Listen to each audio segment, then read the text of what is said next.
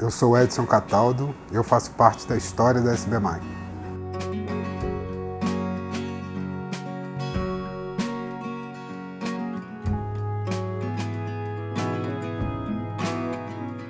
Então eu nasci no Rio de Janeiro mesmo, sou carioca. Eu costumo até brincar que eu nasci numa maternidade que fica na Rua do Riachuelo, então carioca da gema mesmo. Na época do primário eu estudei escola pública, eram 4 anos, minha mãe era professora. E eu fui para a escola muito cedo. Com 4 anos de idade eu já ia para a escola, com 5 anos eu estava alfabetizado. Com 9 anos de idade já fui para o ginásio, sempre muito bom aluno de matemática. E a cada vez que ia passando eu ia gostando mais dessa matemática aí. No ensino médio eu prestei vestibular, entrei para a faculdade também muito novo, com 16 anos. E eu tinha certeza que eu queria alguma coisa ligada à matemática. Fui para a UF, Universidade Federal Fluminense, onde eu fiz o curso de Engenharia de Telecomunicações.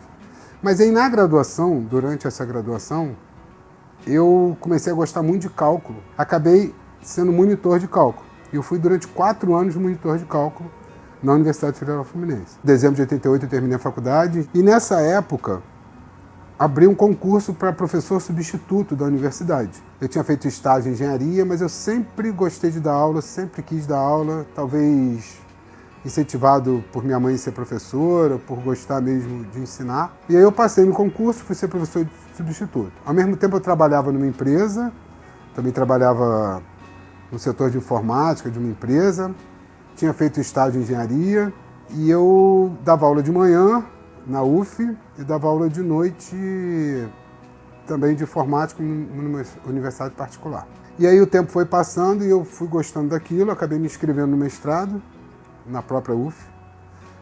Fiz mestrado, comecei a cursar o mestrado em matemática. E com 2 anos que eu estava no mestrado, abri um concurso enorme na universidade, que era para ser efetivado. Abri um concurso para vagas em vários níveis. Nível de auxiliar, nível de assistente e nível de adjunto. Mas mesmo nesse concurso auxiliar, iam concorrer pessoas com mestrado, com doutorado, porque o concurso era muito grande. Eu nem tinha um mestrado na época, mas eu decidi fazer o concurso para ver o que ia acontecer. E aí eu fui aprovado, eu passei. Eu me lembro que eu fui o único que foi aprovado sem título, porque todos na minha frente tinham título.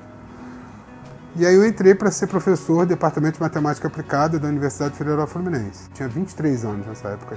E aí dentro do Departamento de Matemática Aplicada eu terminei meu mestrado na própria UF, em álgebra, até que, por contatos que eu tinha, porque o Rubens Sampaio, que foi presidente da SBMAC, que também gravou aqui, ele tinha sido professor da UF, estava aposentado, e ele era professor da PUC. Aí o Rubens foi e me convidou para fazer o doutorado lá com ele, me chamou, né, para fazer o processo seletivo para fazer o doutorado com ele. Ele tinha acabado de ganhar um projeto grande da Agência Espacial Brasileira, queria construir um laboratório de vibrações e estava precisando de gente que gostasse de tudo aquilo, né, de matemática, de pesquisa. Entrei, fui aprovado, entrei para ser seletivo, tive dispensa da UF e passei 4 anos com ele trabalhando. E aí foi lá dentro da PUC, fazendo doutorado, que eu conheci a SBMAC. Naquela época, a SBMAC ainda não era tão estruturada como é hoje, né? Eu me lembro que a gente fazia as apresentações ainda com transparência, né? Os minicursos que eu apresentei foram minicursos com transparência. A gente demorava um tempão fazendo as transparências, imprimia as transparências, levava a caixa de transparências e as apresentações eram todas feitas com transparência. Talvez você nem saiba o que é, mas a gente apresentou aquilo tudo muito rudimentar, né? Então, durante todo esse processo, a gente vai evoluindo, né? Porque a tecnologia vai aparecendo, e a gente vai melhorando e, obviamente, que a SBMAC vai crescendo. E como está hoje, você olha para o site da SBMAC, é completamente diferente. Você tem todas as informações ali, de uma maneira mais rápida, o site é muito bem estruturado. E eu acompanhei todo esse processo, né? Mas, de qualquer maneira, tinha a mesma história que tem hoje, tinha os minicursos, como tem hoje. A gente fez um minicurso sobre vibrações mecânicas, que era o assunto do doutorado na época. E aí eu me empolguei demais, né? Porque a gente estava apresentando aquele minicurso, eu gostei da SBMAC, conheci pessoas lá, eu já trabalhava no Departamento de Matemática Aplicada. E aí meu interesse pela SBMAC começou a crescer. E aí logo depois o Rubens assumiu como presidente, e me chamou para ser tesoureiro. Como tesoureiro, foi o meu primeiro desafio. Então o pessoal brinca que é sempre o tesoureiro, na verdade você é o dono do cofre, né? Mas é um desafio também grande porque você está mexendo com o dinheiro da sociedade, né? Então você tem uma responsabilidade muito grande porque não pode dar nada errado, você está ali para controlar o que vai entrar, o que vai sair, controlar a entrada de dinheiro das anuidades, onde vai ser investido esse dinheiro. Tem toda uma parte de contabilidade que você tem que prestar contas depois para os conselheiros. Então esse foi o primeiro desafio grande, que foi ser tesoureiro, foram 2 anos. Na segunda vez que eu fui tesoureiro, eu já estava um pouco mais acostumado. Depois de tesoureiro, eu virei conselheiro da SBMAC, que era uma experiência diferente, que aí é o outro lado, né? Que o conselho tem que aprovar justamente as contas, tem que aprovar resoluções, tem que ser sempre consultado sobre algo que a diretoria quer fazer diferente. Então foi uma experiência muito interessante. Depois de conselheiro da SBMAC, eu fui secretário-geral da SBMAC. Depois, como secretário-geral, eu fui conselheiro de novo. Depois de conselheiro, me chamaram para ser secretário de novo. Aí depois, como secretário, depois de ter sido secretário, eu fui vice-presidente da SBMAC. Sempre participei ativamente durante todos esses anos, imagina, desde 98 até 2018, participando ativamente como da diretoria, ou coordenação, ou fazendo alguma atividade. Então eu posso dizer que todo o meu desenvolvimento, mesmo como professor, como profissional, teve também muito a ver com a SBMAC. Porque eu também levava meus alunos para a SBMAC, para fazerem parte da SBMAC, para apresentarem seus trabalhos na SBMAC. Lá na SBMAC eu discutia com outras pessoas da mesma área, eu assistia trabalhos da mesma área. Então eu acho que a SBMAC caminhou junto com essa minha grande trajetória, né? E claro que teve uma influência muito grande nessa trajetória para eu chegar onde cheguei. E aí até que me chamaram para ser um coordenador geral de um Senemac que ocorreu em 2018, que foi na Unicamp. E aí foi um grande desafio, eu posso dizer assim, foi durante toda a minha trajetória da SBMAC, foi o grande desafio, foi 2018. Porque, na realidade, montar um congresso, ser responsável por um congresso não é nada fácil, né? Porque você, como coordenador geral, você é responsável por tudo, né?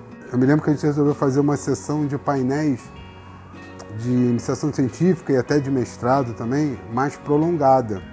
E esse foi um desafio muito grande, porque a gente fez durante um longo período de tempo, em que a gente colocava também um espaço enorme que tem na Unicamp, né, no Instituto de Matemática, um espaço interno enorme, e que a gente colocava os painéis, e a gente acabou colocando também coffee break no meio dessa história toda, para justamente manter os alunos ali dentro. Mas isso aí, para montar isso tudo, eu me lembro que foi... Nossa, nós fizemos várias reuniões, mas ficou histórico isso. Acho que foi um grande momento meu na SBMAC, foi acho que um dos melhores Senemacs que a gente já teve. Foi esse Senemac de 2018, em que a gente fez uma estrutura grande dentro da Unicamp, com os alunos de iniciação científica e com todo mundo lá dentro. Nos Senemac sempre tem as festas. A gente fez um Senemac, por exemplo, em Belém, em que a gente teve festa que tinha carimbó, né? Teve apresentação de carimbó. Já quando a gente vai para Gramado, tem festa mais formal. Então, até quando a gente fez em 2018, na Unicamp, a gente comentou sobre isso, que a gente queria uma festa que fosse realmente juntasse alunos, juntasse todo mundo e todo mundo conseguisse se divertir. E a gente conseguiu fazer isso. A gente fez num restaurante mexicano, e aí a gente conseguiu botar bebida, e aí todo mundo muito mais animado. Tem situações que foram engraçadas, mas que a gente não pode comentar. A SBMAC começou com um grupo de pessoas que começou com um simpósio de cálculo numérico, né? E a SBMAC, durante muito tempo, ela teve essa coisa de algo como se fosse familiar, né? E durante todos esses anos a gente teve um esforço grande da diretoria, dos sócios, tudo isso para poder expandir a SBMAC. E com o tempo foram as pessoas que foram entrando para a SBMAC foi tornando conhecida, então foram entrando pessoas de outras universidades, porque a SBMAC eram pessoas, basicamente era da PUC, do LNCC e tinha pessoal da Unicamp e um pouco do pessoal de São Carlos, que era basicamente quem formava a SBMAC. Até que tomou, assim, uma dimensão realmente nacional e a gente chegou a fazer congressos, como eu te falei, A gente fez congresso em Belém, fez congresso no Sul, e aí congresso em Mato Grosso, e aí a gente começou a expandir isso aí para outros pontos. Internacional, porque os próprios membros também têm contatos com o exterior. Então esses membros que têm contato exterior acabam levando o SBMAC também para o exterior. Então eu acho que o SBMAC a partir de agora, cara, já está crescendo e vai deslanchar, né? Porque o número de sócios já cresceu bastante. Tem as pessoas novas entrando que vão se interessando cada vez mais pela matemática aplicada, né? E aí, com isso, eu vejo um futuro para a SBMAC cada vez melhor, né, cara? A SBMAC também tem um papel que eu acho que é bem interessante, principalmente quando chega nos Cinemacs. Tem amigos de longa data que se formaram por causa da SBMAC e por causa dos Cinemacs. Então, quando chega o Cinemac, as pessoas ficam realmente até animadas também, não só por ser um evento científico, mas também porque você vai encontrar pessoas que você não tem oportunidade de encontrar toda hora, porque são de diferentes regiões do país. É legal porque você troca experiências, você tem parcerias com outras universidades, você acaba tendo possibilidade de ter projetos com pessoas de outros lugares. Então eu acho que esse papel também da SBMAC é também bem importante, né? Esse papel social, né? De agregar pessoas. Uma outra coisa interessante da SBMAC são as diferentes áreas, né? Que a gente foi crescendo com isso aí, né? Não só olhar para a matemática como algo estritamente científico, da pesquisa ligada à matemática, mas também você pode estender isso para a área de educação em matemática, que é uma área muito importante para a gente, que o Brasil precisa tanto disso, né? Que a gente é tão deficitário em educação em matemática. E a SBMAC também sempre abriu essa porta e cada vez mais abre, né? Trazendo pessoas de educação para poder congregar, né? Na sociedade. E as diversas áreas de matemática aplicada. A matemática aplicada é muito grande, né? E você também tem a oportunidade de ter pessoas de áreas muito diversas trabalhando junto e congregando junto. Como eu comecei a história, eu fui um cara que sempre gostei de matemática, desde pequeno. E eu tenho uma infância que eu tive uma infância, não era luxuosa, né? Era uma infância bem humilde até, que foi a minha infância. E tudo que eu consegui na minha vida foi pela educação. Tudo que eu consegui na minha vida foi estudando. Nunca ganhei nada, nunca recebi nada, eu sempre tive que correr atrás de todas as coisas. E obviamente que você gostar de matemática e conseguir vencer na vida através de algo que você gosta de fazer, que era estudar matemática, ensinar matemática e trabalhar com matemática, e aí fazer parte de uma sociedade de matemática aplicada e ver a sociedade crescer e ver que você fez parte ativamente do crescimento dessa sociedade, como sócio, como diretor, como conselheiro, fazendo parte de tudo isso, é extremamente gratificante. É como se você tivesse chegado no momento da vida em que você fosse assim, puxa, eu consegui atingir o objetivo que eu tinha lá atrás, né?